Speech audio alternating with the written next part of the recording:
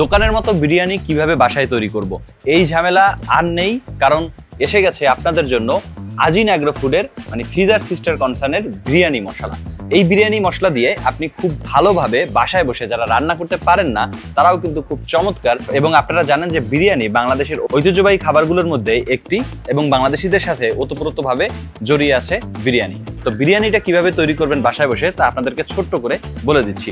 যদিও যারা সংগ্রহ করবেন তারা প্যাকেটের গায়ে আপনারা রন্ধন প্রণালী পাবেন, তারপর আমি আপনাদেরকে বলে দিচ্ছি। প্রথমে টক দই, আদা, রসুন, লাল মরিচের গুঁড়া, কাঁচামরিচ, ধনিয়া পাতা, পুদিনা পাতা, লেবুর রস ও লবণ দিয়ে মাটন অথবা চিকেন, আপনারা কে কোনটা পছন্দ করেন, কেউ খাসির মাংস অথবা কেউ মুরগির মাংস পছন্দ করেন, তো মাটন বা চিকেন একত্রিত করবেন, ভালোভাবে মিশ্রণ করবেন এবং আধা ঘন্টার জন্য এক পাশে রেখে দিবেন। সুবর্ণ বাদামি রং হওয়া পর্যন্ত একটি প্যানের মধ্যে তেল দিয়ে পেঁয়াজ ভাজুন।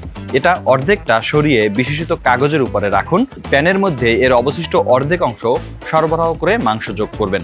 কম তাপের উপর পাত্রটি উনুনে রাখবেন। জল যোগ না করে যখন তরল শুকিয়ে এটি ভাজা অবস্থায় রূপ নিবে তখন এটি উনুন থেকে নামিয়ে ফেলবেন। অল্প তেলে আলু এবং টমেটো আলাদাভাবে একটি পাত্রে সামান্য তেলে ভালোভাবে ভেজে নেবেন এবং সম্পূর্ণ ব্যবস্থাটি একত্রিত করে ভালোভাবে মিশিয়ে হালকা তাপে গরম করবেন। দারুচিনি, গোলমরিচ, লবঙ্গ ও লবণ দিয়ে ভাত সিদ্ধ করে নেবেন। চাল আধা সিদ্ধ হওয়ার পর ছাঁকনি দিয়ে ভালোভাবে ছেঁকে নেবেন।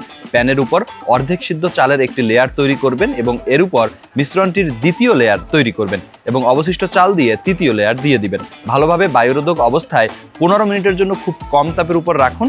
এরপর গরম গরম পরিবেশন করুন। আপনারা দেখতে পেলেন যে ফিজার বিরিয়ানি মশলার প্যাকেটে সহজভাবে রন্ধন প্রণালী দেওয়া আছে। তো যারা বিরিয়ানি তৈরি করতে চান বাসায় এবং খুব মজাদার বিরিয়ানি তৈরি করতে চান, যারা মজাদার বিরিয়ানি খেতে চান, তারা আজই সংগ্রহ করুন ফিজার বিরিয়ানি মশলা আপনার নিকটস্থ ফিজা আউটলেট থেকে।